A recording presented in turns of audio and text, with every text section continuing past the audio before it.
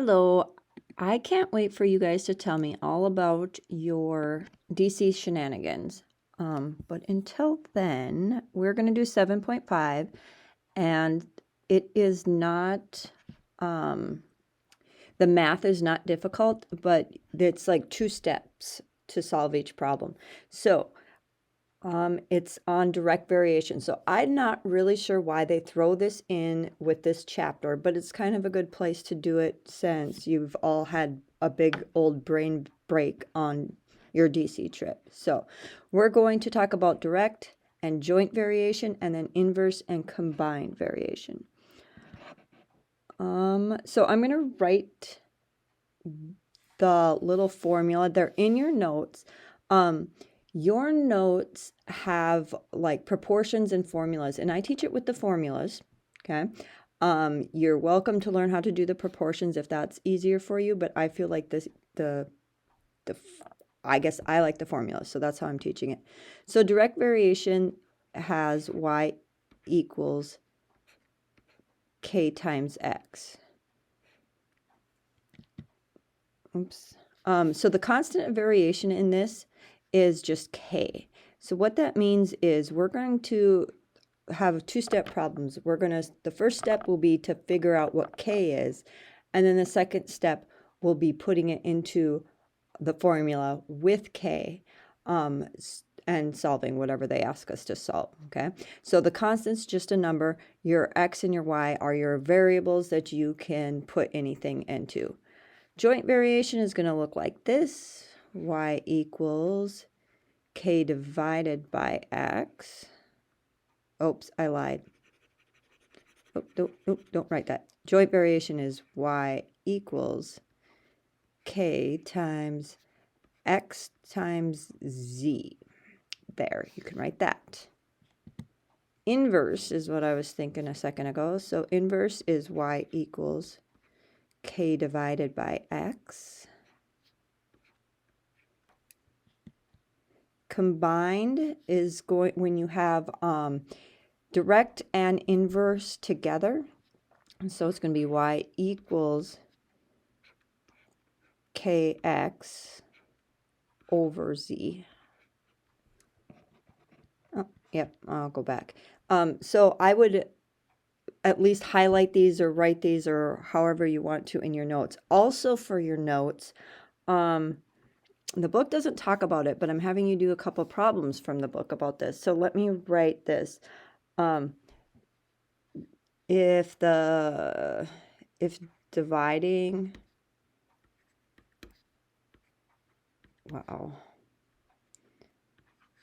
equals a constant number,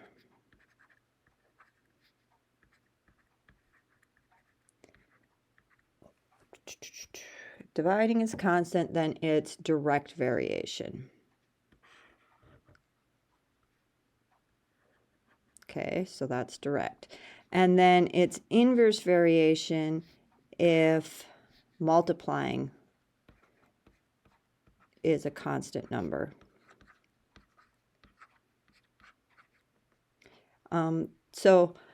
And I'll do a couple problems at the end that I'm just going to make up just so you can see that, because your numbers, you have 3 problems at the very end of your assignment that you'll have to just decide if it's inverse, direct, or neither. All right, let's get started. All right, this is in your notes. It's got your y equals kx, and k is the constant of variation. So the problems are going to look like this, and you have to figure out what part you have to do first and what part you have to do second. So first I look at it and I say y varies directly as x. Well, that tells me I'm going to be using a y equals kx. In other words, it says directly, so it's direct variation. Okay, and it says y equals negative 15 when x equals 5. Okay, so that's great. We have 2 out of 3 things, so that means we can find that third. We can find what k is. So y equals negative 15 when x equals 5. Okay, so I just plugged in for y and x into this formula, and then I'm just going to solve for k. So I'm just going to divide by 5 on both sides, and I get that k equals negative 3. Okay, that was our first step. So now we can put the k back in and have the formula that we're going to use. So y equals negative 3x. And then we can do the second part. So it says find y when x equals 3. Okay, so we're going to find y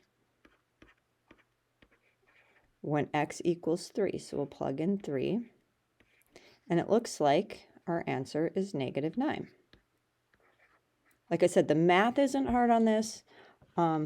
It's just going to be keeping it straight. Direct variation is, of course, the easiest one. See, they use proportions. I'm not a big proportion fan when it comes to this stuff. All right. I'll let you do this one on your own. You can pause it if you want. I think I will also do it out for you just so you can follow along if you want.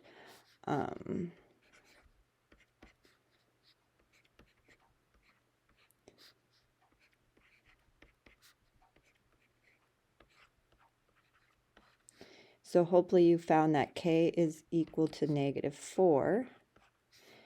So then find y when x is 7, and I get negative 28. Okay, joint variation is the y equals kxz.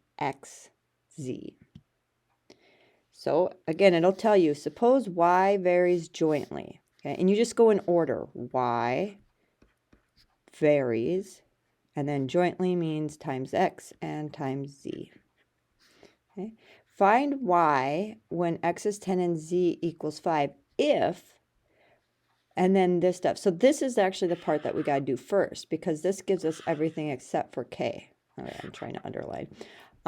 So now it's just worded differently, but if the if stuff, we know everything except k, so let's figure that out.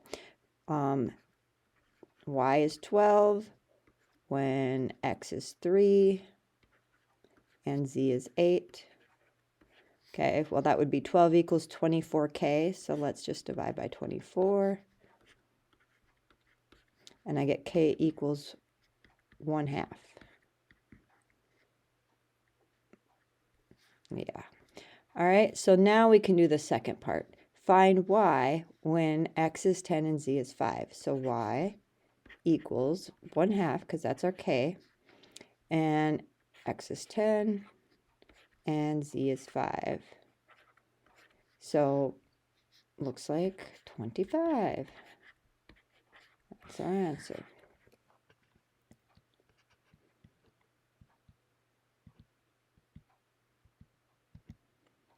All right, I'll let you do this one. So you can pause it if you want, and then I will do it as well. So again, this part's the part we do first. It's joint. So if y is 11 and x is 5 and z is 22, that's 110. So 1/10 for k. And then find y when x is 3 and z is 2.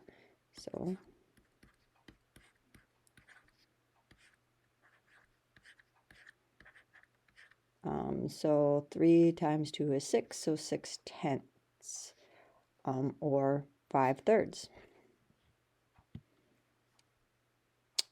Except, oh, I said 5/3, it's 3/5, duh. 6/10 is 3/5. All right, it's been a long weekend for me too. All right, inverse variation. This is where the x is on top, or the x is on bottom, and the constant variation is on top. So r varies inversely as t. So it doesn't really matter what those variables are, but I always use k for the constant. So r equals, so r varies inversely as t. So k over t. And r is -6 when t is 2, So negative 6.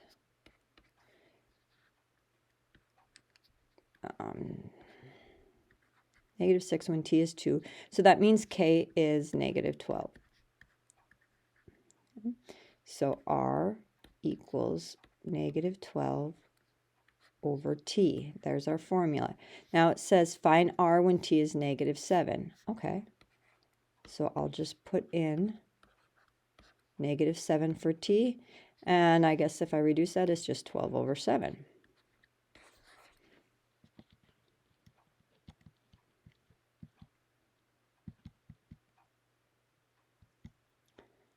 All right, another one. You guys can do this. A varies inversely as B. A is 3 when B is 8. So K is 24. So find A when B is 6. So A equals 24 over 6. So it looks like 4.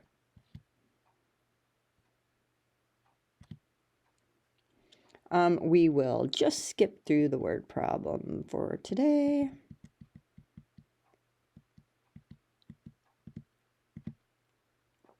Okay, and here's a combined variation. So it says, suppose F varies directly as G, so we have K, G on top, and inversely as H. So the H goes on bottom. So here's the first part, because it says if this stuff. So G is, let's see, F is 5. G is 18, so K times 18. And H is 3. Okay, so I'll solve it for K. The easiest way to do that, I just multiply by 3. 15 equals 18K, and then divide by 18. So 15 over 18, or 5, 6. So K equals 5, 6. So I'll write that, I guess. All right, so find G when F is 6. Okay, so 6 equals, we know K is 5, 6. And H is negative 5. So we're finding G. So times G over negative 5. Okay, it looks kind of messy, but we're going to multiply by negative 5 on both sides. So then you have negative 30 equals 5, 6 G. And I'm just going to multiply by 6 over 5. Just multiply by the reciprocal, which gives us negative 36.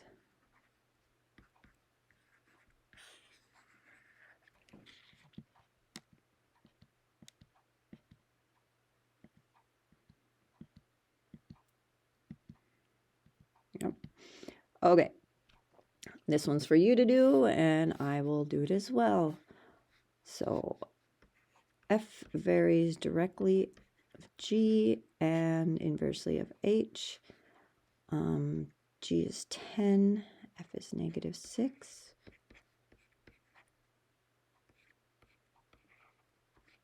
And H is 4.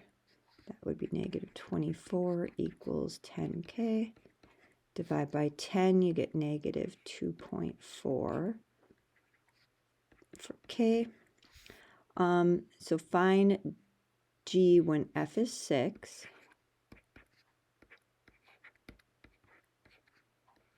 And H is negative 16. Okay, I don't have my calculator on me. 6 times negative 16 divided by negative 2.4 is 40. Okay. So that is the basics, but like I said, I wanted to go over, I want to find something I can write on. I'll just write on this again. But I want to erase. Okay, this is not fun. Okay. Okay, I'm going to do it over here on this side. Okay, maybe not. You're going to really need to fast forward through this. Okay, so the last three problems, you're going to have like an XY table. Okay, and you're going to have certain, you're just going to have numbers. So I'll just write 3, 5, 7, 9, and then I'll write 6, 10, 14, and 18. Okay, and you look and you see if these numbers, if when you multiply them, there's a constant, or when you divide them, there's a constant. Okay, so if I go 3 times 6, I get 18, and 5 times 10, I get 50. So already the multiplying won't work. But if I go 3 divided by 6, I get 1/2.